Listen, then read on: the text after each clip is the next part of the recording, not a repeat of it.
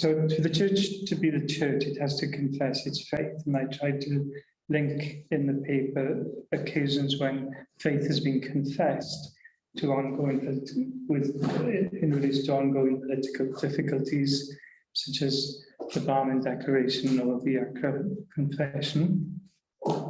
So the idea that lay behind that was something to do that when we confess faith, then it probably engages in a critical way with the events of the day, or perhaps more properly with the injustices and evils of the moment.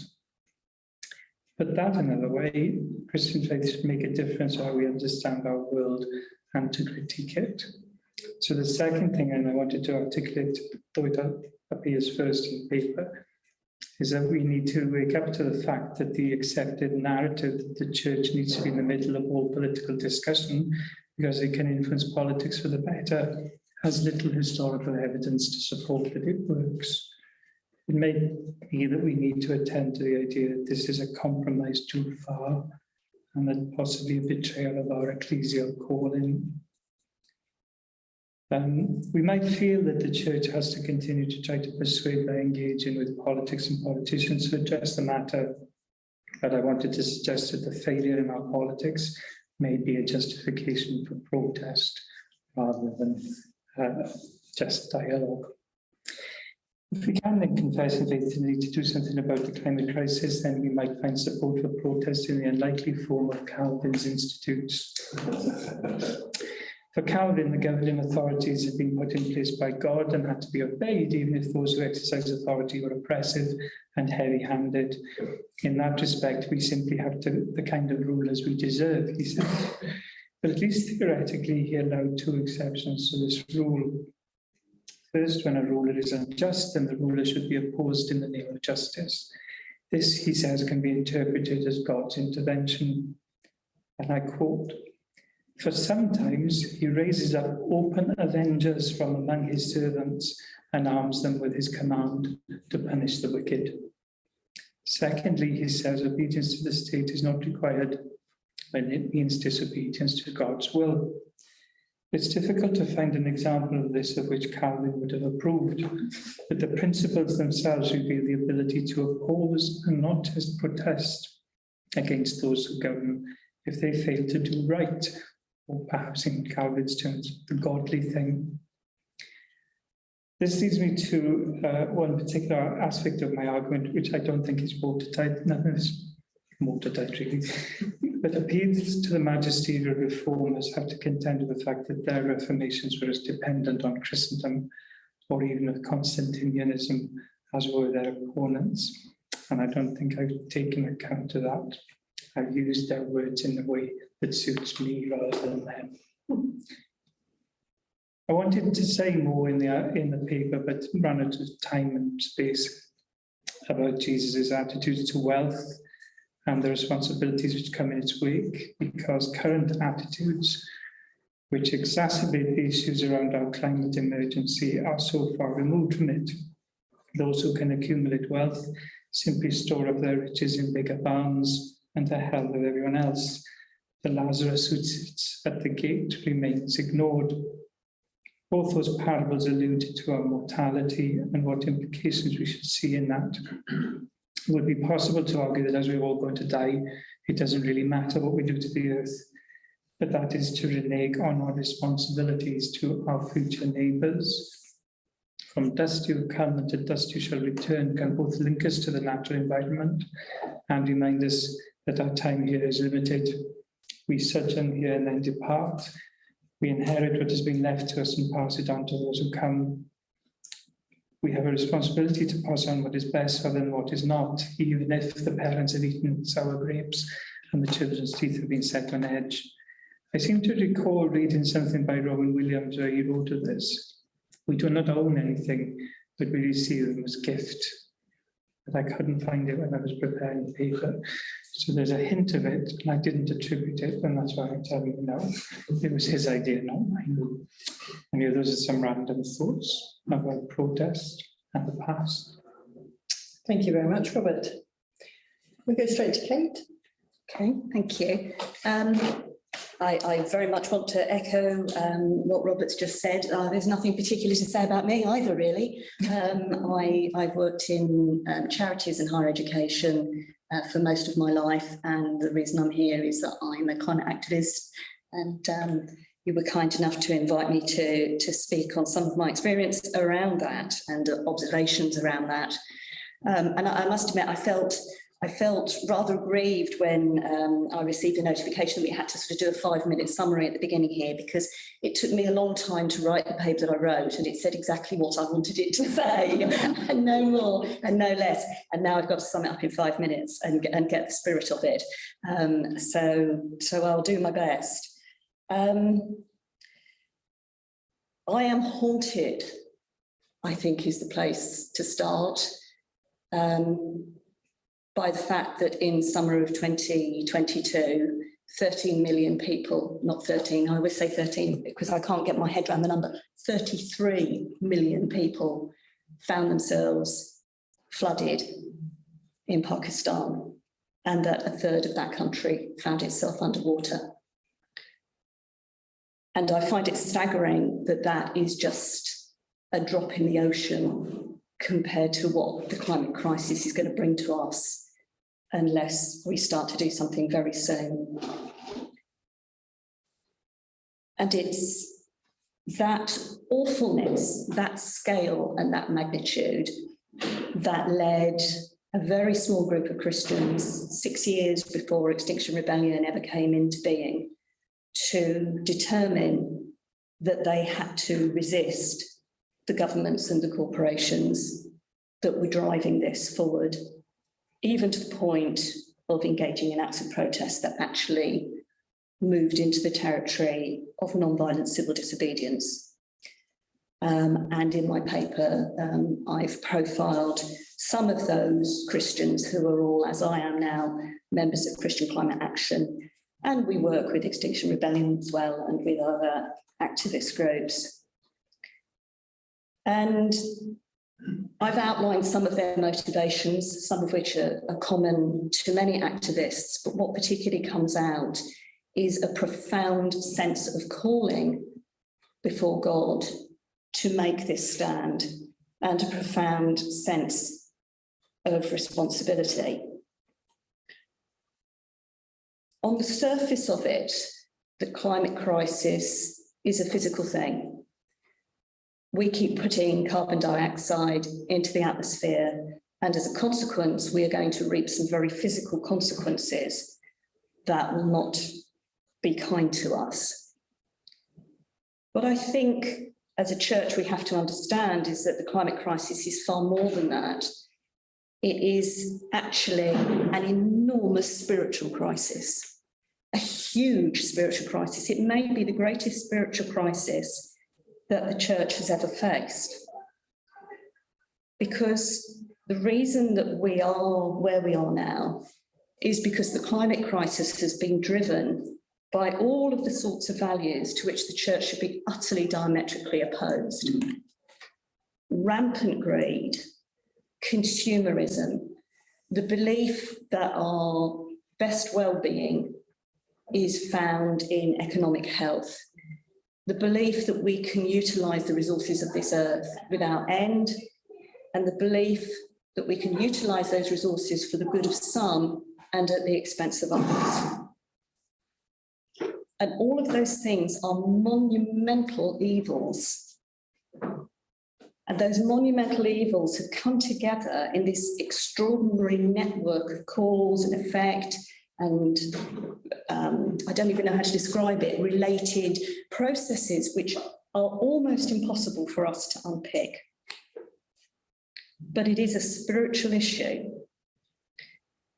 And in the face of that spiritual issue, we as the church, and I don't just mean the United Reformed Church, I mean the church globally, is making a response that is profoundly and utterly inadequate. And I've thought a lot about what is the inadequacy of our response and why is it happening. And as I was preparing for this conference, I struggled a lot to know what it was that I needed to say, and I looked at various church websites and their green strategies, and the thought that came to me very strongly was that in the face of the climate crisis, our response costs us nothing. There is no risk to it. There's no sacrifice to it. Our climate strategies don't read like a cry of the heart in the face of enormous death and suffering. They read like corporate statements. And as I reflected on the lack of sacrifice and the lack of risk, I realised that what that meant was something about a lack of love. Because love is what's at the heart of our gospel, the transforming love of Christ. I'm really glad that you referenced love as you did at the beginning. Where is the cry of our heart in the face of all of this? And I think that there are two really big failures in us at this time. And the first is a fundamental failure to understand who we are.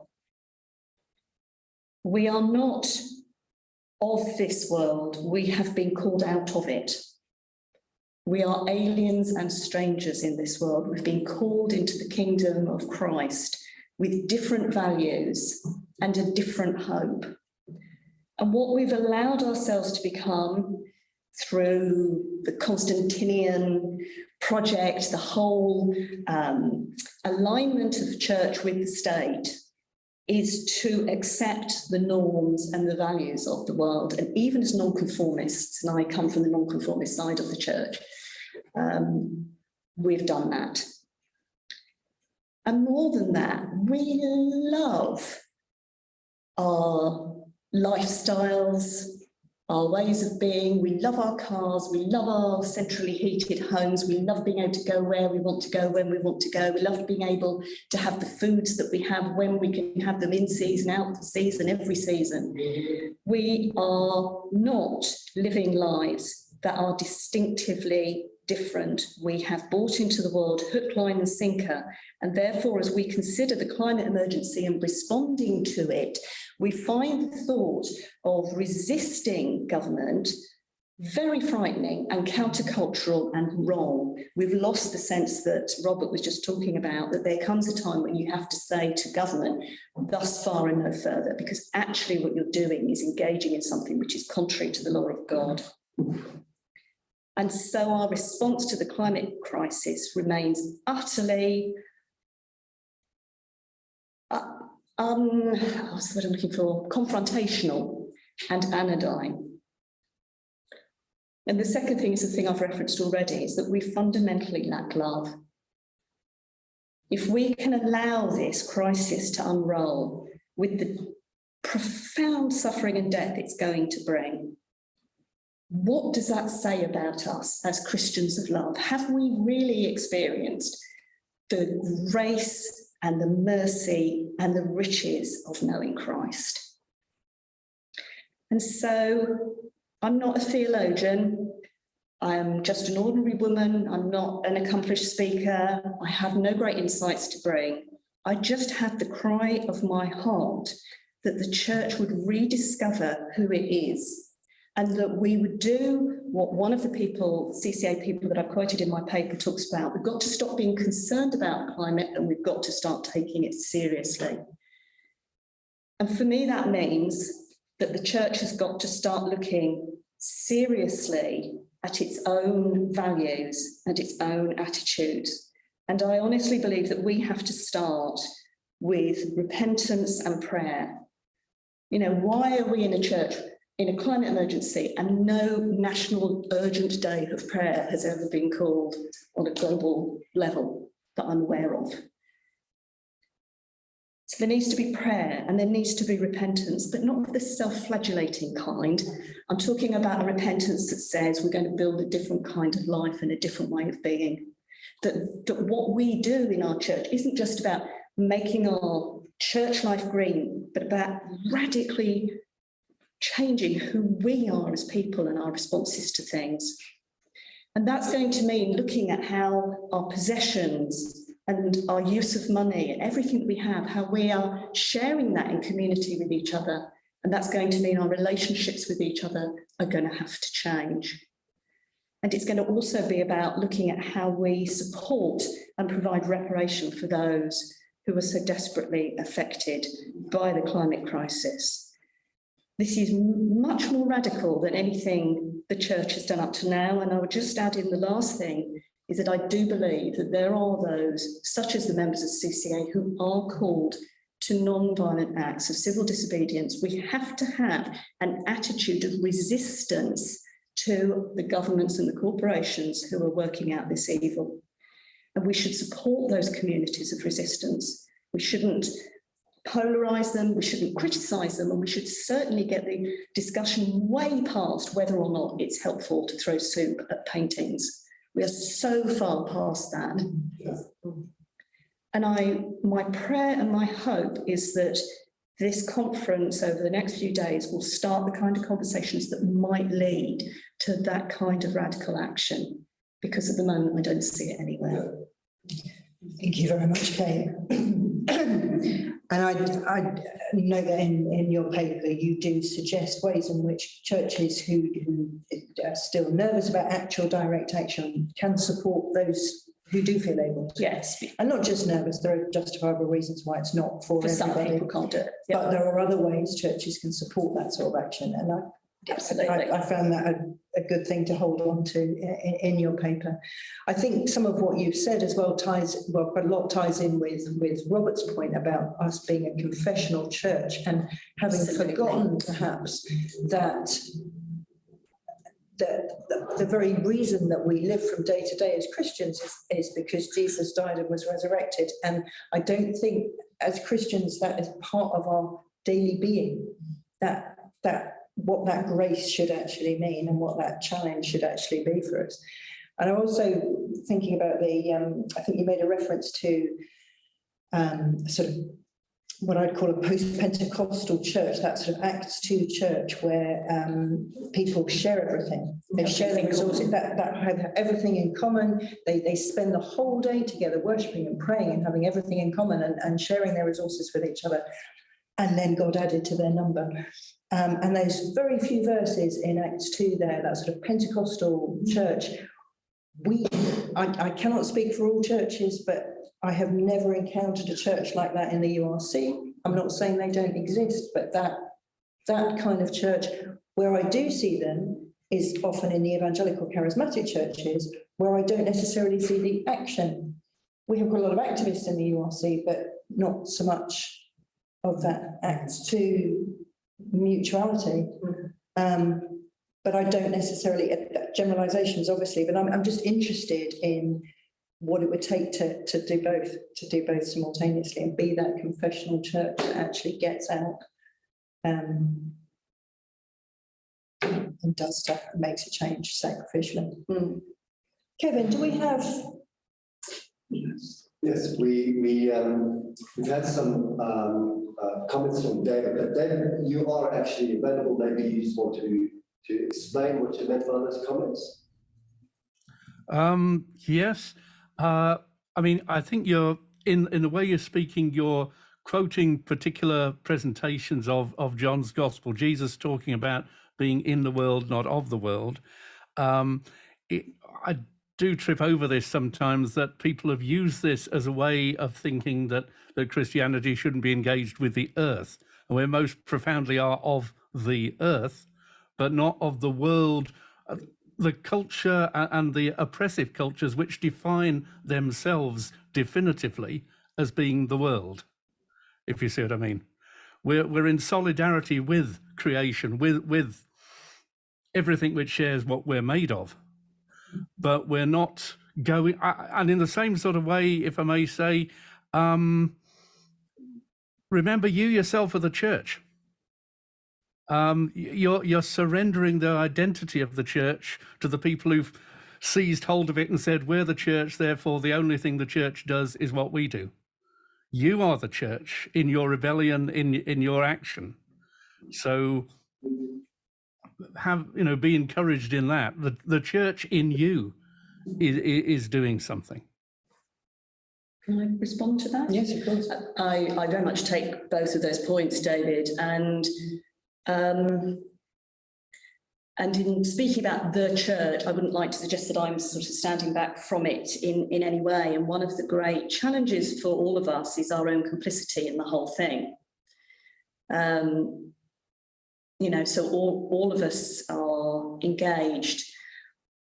And I also take some comfort from the scriptural principle of the remnant, that very often when God does great things in scripture, it's a small number of the whole, perhaps, who are sitting on the kind of the leading edge of that.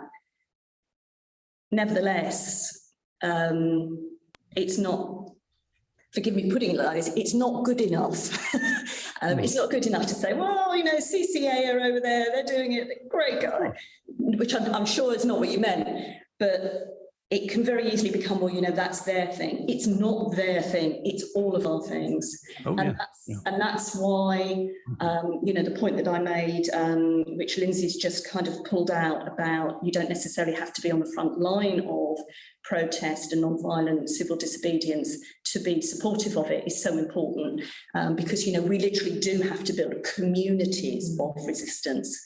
It's about the attitude of mind within us. Are we with government? Are we with empire in this? Or are we committed to stand against it?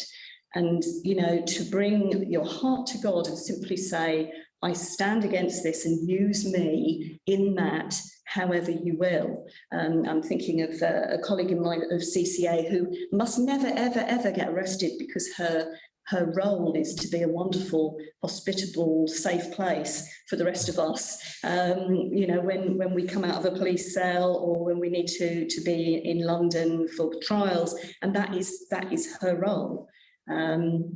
So yes, we don't all have to be doing it, but the church at large should not be condoning government. I mean, I have a particular gripe with the C of E over this, really, because their connectedness to fossil fuels is wrong.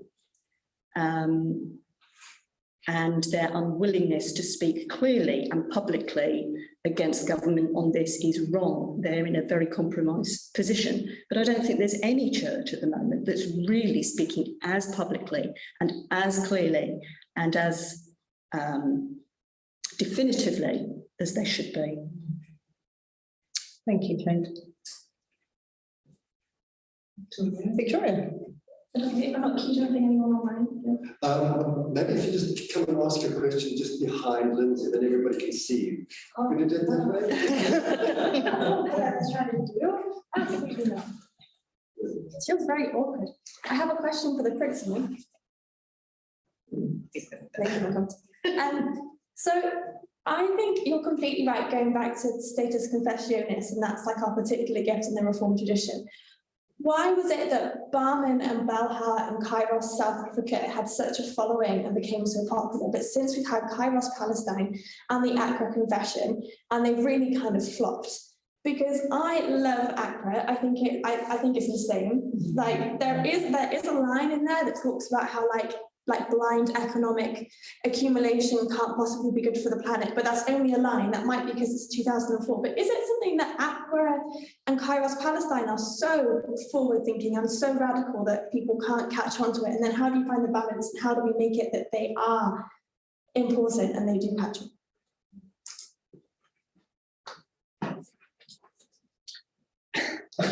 Well, I wish I knew the answer to that. Because we might solve some of the issues that have already been raised. I think maybe one of the issues is an unwillingness to recognize the thing we're talking about as evil.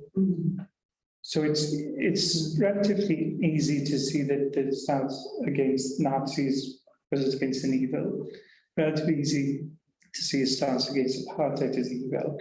But we haven't quite got, and we don't use the language of evil about it, and maybe we should. That's as good as I'm going to get off the hoof, I think. But that's what I don't think we recognize it as wrong. we think of it as just something that's happening. Is it maybe? Can I interject? Well, so you're recording, so if you then give the C asking the question. Is it also the larger complicity in the question? Because you can pinpoint, oh, those people are evil with apartheid, and those people are evil with Nazi Germany, but like it's all of us, especially in the West. So this is a really unresponsive camera, as you can see online. I think it may be the fact that it's put all of us. I think we have to remember that there are very powerful vested interests that are going on that doesn't include all of us. And I was struck, I was remembering a conference I attended quite a long time ago where all the papers were works in progress. And one of the speakers said, it was about liberation theology, one of the speakers said, why is it that after 40 years of liberation theology, the poor of Latin America are poorer than they were 40 years ago? And then you look at commitments to eradicate poverty by 2015 that world organizations had, and we're actually seeing the rich are getting richer and richer, and the poor are getting poorer and poorer. So I think it is right, we're all complicit in it, but I think there are huge vested interests at play as well, which maybe should be called out more, and called out more for what they are. Thank you, Victoria. Anybody else online, Kevin? David has asked a question again, David. Again, I think in support of Kate again, there is, I mean, at the moment, I've been talking to the bishops of the Episcopal Church who seem to be, as a group, behind the idea of their church getting on with things in a net zero campaign. They are not there to go back to. They are not a refuge. They're not an authoritarian refuge for people who want to undermine and deny that direction.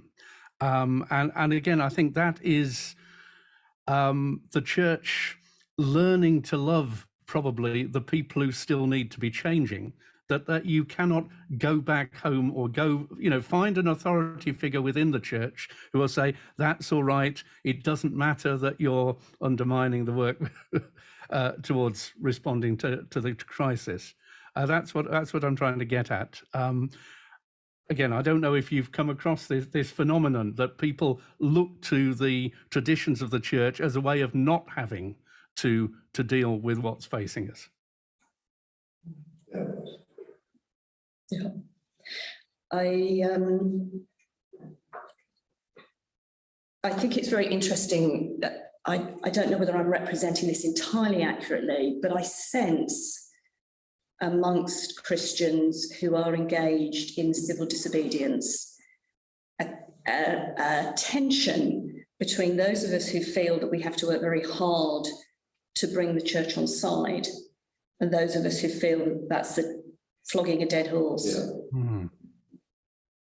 And that we just need to get on with directing our concerns directly to government, because if we wait for the rest of the church to come on side, we're going to wait forever. That's where my optimism in the principle of the remnant comes in. This is not a numbers game. You just need a few people in the power of God. But yeah, there are some people who will find it very difficult. I think many Christians who will find it very difficult to move unless they feel that they have the endorsement of their leaders, and they're not going to get it. Yeah. I wonder if that can coexist with your approach as well. That you have your particular calling, which actually makes life easier for everybody else in the end of the day, because you're pushing the bar further out. But at the same time, some people will be working a way to convince. I'm thinking of the ridiculous amount of energy we'll put in the URC into getting to the point of disinvesting from fossil fuels. It sounds a ridiculously easy thing to do, to shuffle a bit of money around, but it took far, far too much energy to get there. Yeah, and the same thing's happening in the C of E at the moment. You know, some of the dioceses are divesting, and a lot still aren't, and it's a bit of a pitch battle. And actually, at the end of the day, its importance is not in the volume of money that's involved, which in the grand scheme of things is peanuts. It's in the ability of the church to set an example, and to have some moral validity. That's the reason why that's important. But yeah, the sheer amount of energy that's going into trying to bring the C of E round on that one is enormous. But nevertheless, you know, and I see our role within CCA as being a multifaceted one, because as well as action, we also engage in prayer. But I think there's also the aspect of prophecy. And at the risk of sounding profoundly pretentious, I don't for 1 minute believe that I or any of the rest of us are Elijah, but I kind of do feel that we have that sort of more perhaps Jeremiah role. I suspect, you know, our end will be gritty and awkward because we are speaking out the truths that people don't want to hear. And some of the people who will not want to hear those truths will be within the church itself. Nevertheless, our role is to keep saying it, and I'm going to keep saying it here. The church needs to take a lead on this. The United Reformed Church needs to take a lead in standing out loud and clear against the monumental evil that is taking place across the world. And you know, your green environmental statement reads very nicely, and it's a lot nicer, a lot more detailed than a lot of others that I've read, but it's still very safe. It's very corporate. ANODYNE, what do you call it? ANODYNE. ANODYNE. There's a question from Ellen. Ellen, did you want to ask it? About the democracy question, Ellen, or shall I just read it out? Okay, Ellen, I'll read it out. How can we blame the government when in a democracy, it's the people they represent whose hearts need to change? Lots of assumptions in that question, I think. Do you want me to respond? Who would like to respond? First?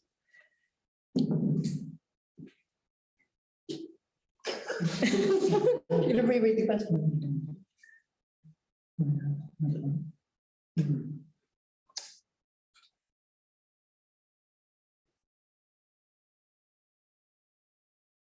Well, I think we are blaming government for government policy. I don't think that we're not allowed to do that. The change, I'm not sure the government is in or should be in the business of trying to change people's hearts, but maybe the church is.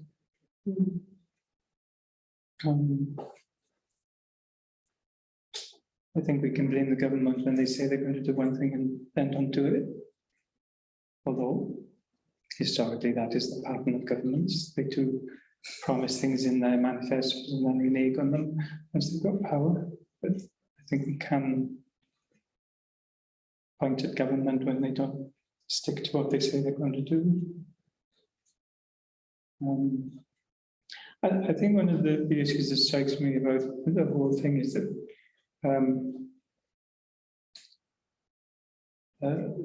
people's attitudes to things change over time. And I realize that part of the problem is we don't have much time. But we have, all things have moved from where they used to be. If you see what I mean, we have made progress. It may not be made enough progress, and so it's the continuation of that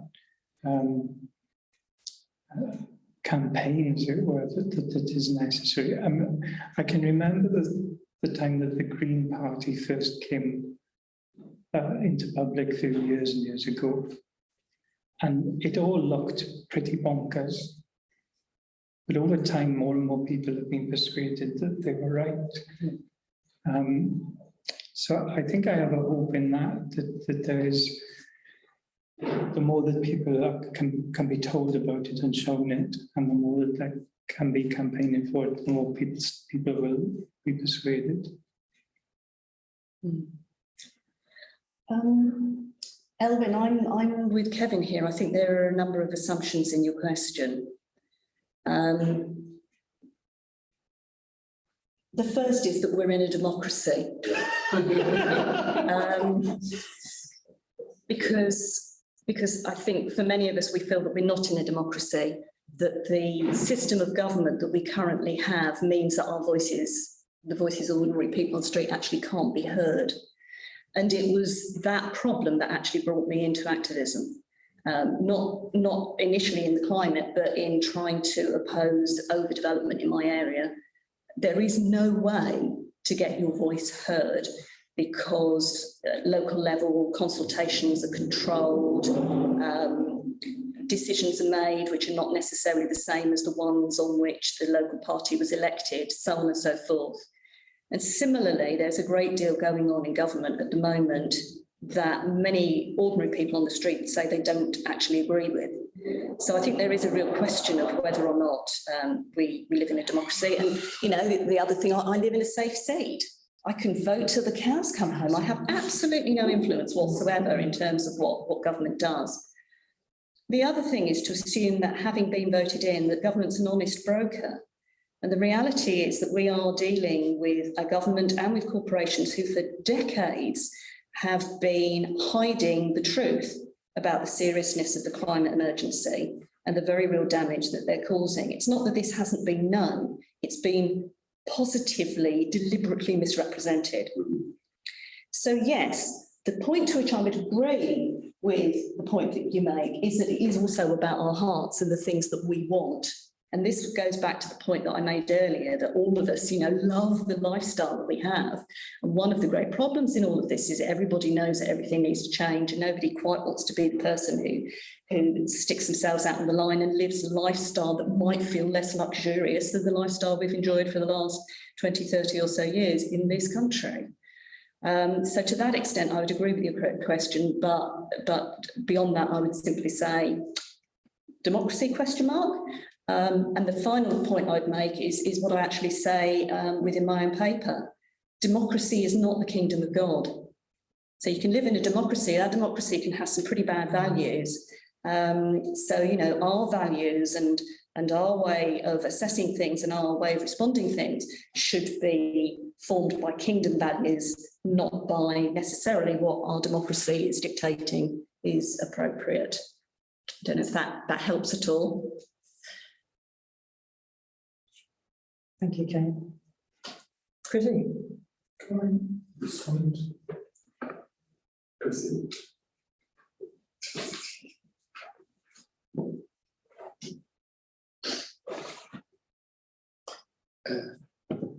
Just want to respond to Elwyn and the statement that this government represents the people.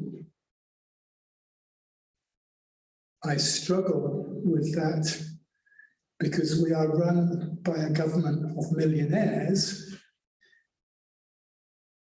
who profit from exploiting both the earth and the poor. They do not represent the poor. This government represent themselves and their own greed. Democracy is an illusion in this country. Thank you, Chrissy. And of course, the last time we got to vote nationally was a single issue general election, I think.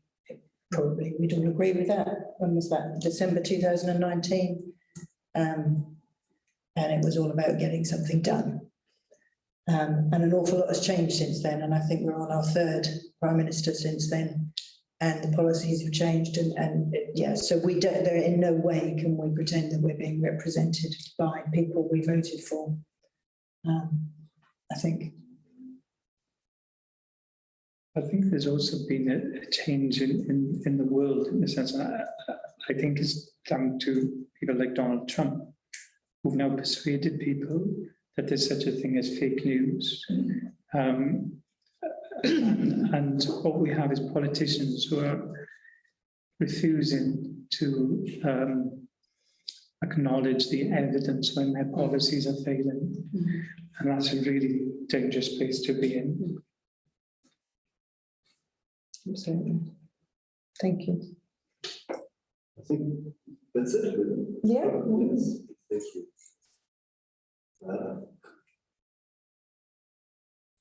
Are we going to call that a group? Well, anybody else have any comments from any of Victoria? Go on, Victoria. Give us our answers, John. Just as you've been talking, just the word power keeps coming up in my head, and I'm thinking like the recent Just Stop Oil things, what do you call them, protests, and how they've become like a stage for like making fun of, like they're not taken seriously. And then I kind of want to bring this into like the post-truth world and like how we're living, and it's almost like we can't think beyond, or it's like when I talk about it a little bit in my paper that I just submitted, so you won't have read it yet, sorry. But it's this idea of like we're not living in like a real world, like things are like play, like the Just Stop Oil, the inconvenience to the everyday, it ruined my sports match. That means more than thinking about the reason why they're doing this protest is to show that everything is going to be destroyed if we don't tackle it. So I think there's a lot to do with like powerlessness and like the idea that we as individuals in this democracy that we think that we might have power. But then I want to come back to the, sorry, I'm split one. But the when you said about how Kate, that who is church, and like a small group of people can be church, and then maybe they're called to protest, but that fundamentally is completely different to what Robert's talking about with status confessionis, when there's an absolute need for the whole church to confess. And I think there's no power in individuals in this country right now, so maybe there's only power in collective, and maybe we do need to put in all of that ridiculous effort that we've been doing with the Church of England to try and divest, because maybe not even to reach the end point of divestment, but to create some kind of power.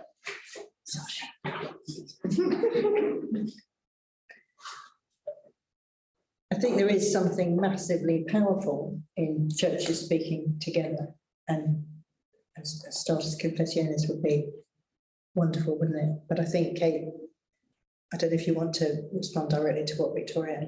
Lots of thoughts going through my head, not necessarily in any sort of sensible or coherent order. I think you're absolutely right about, about how protests can become just something that people laugh at. And that is part of the problem, is that even when truth is being told, people can just parody it. And I'm going to go off on a bit of a tangent here, but I think this is an important one. I don't know if anybody ever saw any of the series Black Mirror.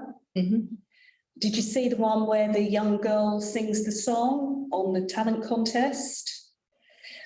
Basically, she's this lovely, pure, innocent girl in a very dysfunctional world, goes on to what effectively is an X Factor competition, is drugged on the way on, so that when she sings her song, although it's pure and innocent, beautiful, and everybody loves it, what they actually persuade her to become is a porn star. And the person who has facilitated her getting there, because he wants her to have this star-filled life and to have this exposure so that her purity and her loveliness can be seen to everybody, so appalled by this, he works really hard to get himself on the show, where he basically makes a suicide bid to say, what's the point in my living anymore when the world is as awful as it is? And all the judges do is turn that into another show, where every week he comes on and talks about what's the point in him living, and he's going to slit his wrist. So that even when you're speaking truth in the most powerful way you can, when you're putting yourself on the line, people just end up parodying it, and the thing loses power. So I totally get that. And yet, nevertheless, we have to keep telling the truth in every way we can. And I think that's why I would argue, when I advocate action, that doesn't necessarily mean I agree with every way that action is taken. What I'm trying to advocate here to the church is that we must enter into this attitude of resistance. And what I was saying earlier about you take that to God and you say, I utterly stand against everything that the climate emergency represents, the evil it represents, the consumerism it represents, the anti-God value it represents. I want to be in resistance to that, and I give you my gifts, and I give you my life, and I give you my time, and I ask you to take that where you will. And for some people, that will take them out to the streets because that's what they feel called to do, and maybe that will have an effect and maybe it won't. We simply have to put ourselves in the way of God and ask him to use us. And that requires risk, and that requires love. And that, and sacrifice. And that's what I'm not seeing happening in the church. I'm just seeing those nice corporate statements about how we're going to make our church life greener. And those practical things need to happen, but it's not enough. So I haven't exactly directly answered your question, but those are the kind of thoughts that popped into my head. I sorry, Karen, I was going to ask whether or not there might be an international response to some of this. I realize yes, absolutely. It's been quite home-based. Yeah. But maybe if I could just pose that question to everybody online. If you are coming in from not the United Kingdom, some of the issues, of course, that we're dealing with are maybe focused on here, but of course the climate emergency is way bigger. Perhaps there might be a response from somewhere from the Bergen South or from Europe. If anybody wanted to make a comment or ask a question, that would be really great to hear your voice at this session. Okay, I think we're right. Nicola, I have put a question. Hey. Anna, lovely. Hi, guys. Hey, Anna. Dialing in from Kingston, Jamaica. So lovely to see you. I'm going to pin you here so that everybody can see you. Oh, yep, see you over there anyway. Let me pin you here too. Okay, off you go, Anna. Thank you very much, and thanks for the invitation to participate, and thanks too for the beauty of the opening worship, and certainly too for the challenge of this opening session. And I listened to so much that said, and I'm taken with the passion and the challenge of what it means to be Christian in a world where I think we could make the argument that Christianity is also ridiculed because we don't fully live in what way we can, the call that we have to be Christian. So some of that ridicule and dismissal comes at Christianity because of the challenge that we have to fully live the call to be Christian. And where I was interested, and I'd love to hear some more from Victoria, her thoughts about there is a lot of dis and misinformation that's out there, and people exist in these bubbles where they are fed conspiracy theories over and over again, and it's just so difficult to penetrate that so that people recognize that it really is an emergency, or as I'll present in my paper tomorrow, that for us it's a real crisis. It's not anything about change. It's not let's steal that word, anodyne, as people would like to make it out. And so my challenge is, how do I enter into conversation with, how do I challenge people in this side of the world who, one, don't really want to hear much from church because church has been so destructive, so tied in with empire, and then they are caught up in these bubbles of dis and misinformation, and they only want to listen to each other. And you then become the enemy. Any thoughts on that? I have a couple. Thank you for that question, or questions, which are great. The first thing I would say is, as I said at the beginning, I am nobody in particular. But I'm sitting here today because I sat in a street, and I've done it a few times. And acting out my conviction has given me a platform to speak to people that I otherwise wouldn't have had. And if you have difficulty relating people to your church experience because of their issues around church, I think there's a lot to be said for just doing what you must do in your conscience and your heart, and the conversations will surprisingly follow.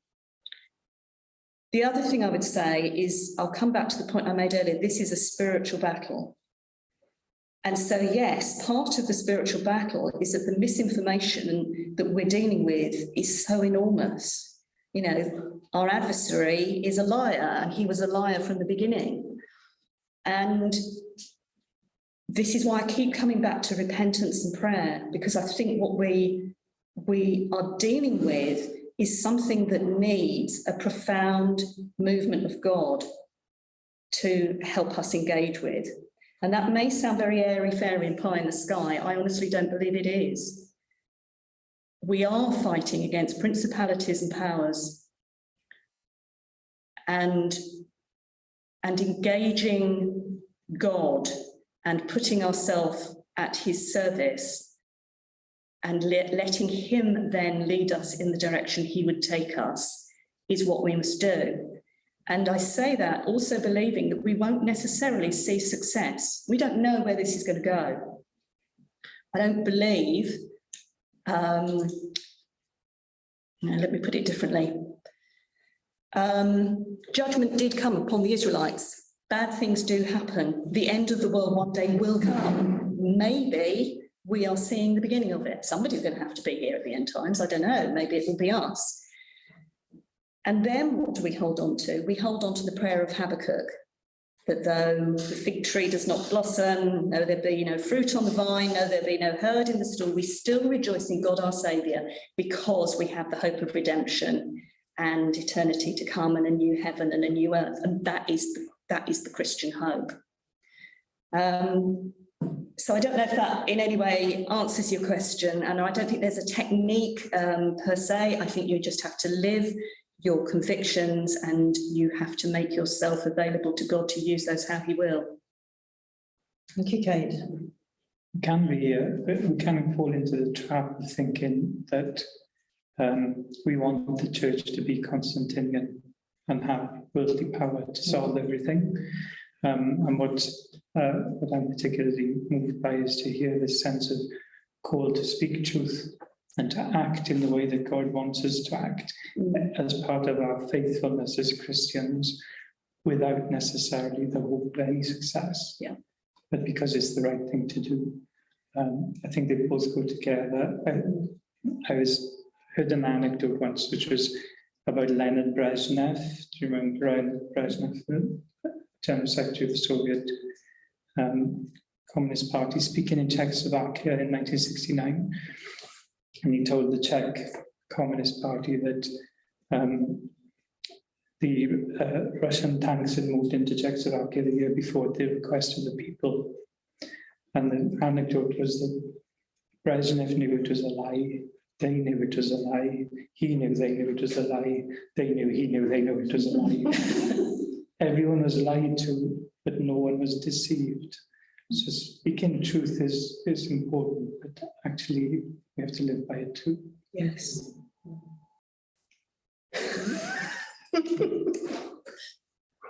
Did you want to come in, Nicola? Yeah. Okay, thank you. Just some thoughts. I'm Nicolas Rosenthal from Argentina. Getting back to people and churches and the Accra Confession. I was in 2004 in Accra, and we were working on the confession. And at that time, we representing Southern churches were very adamant about getting the confession through, but we were already being taught by people representing the Northern churches that this would never go through their constituencies because people would not feel represented by what the confession said. You know?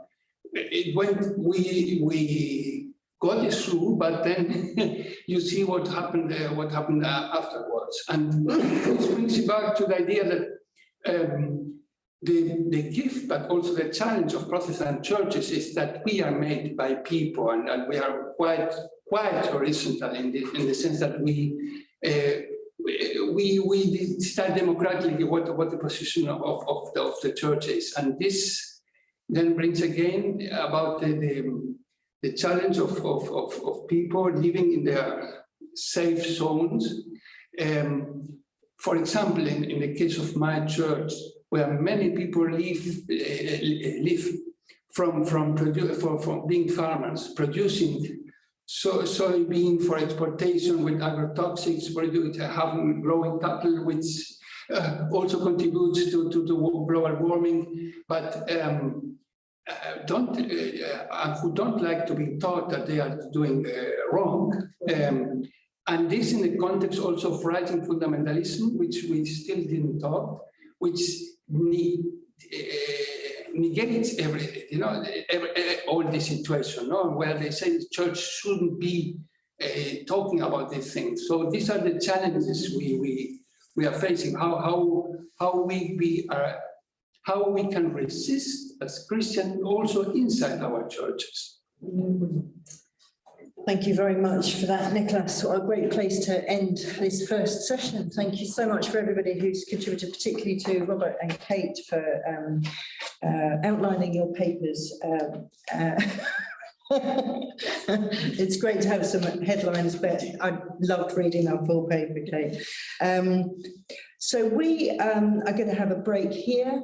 Those of you online, I think we're back online at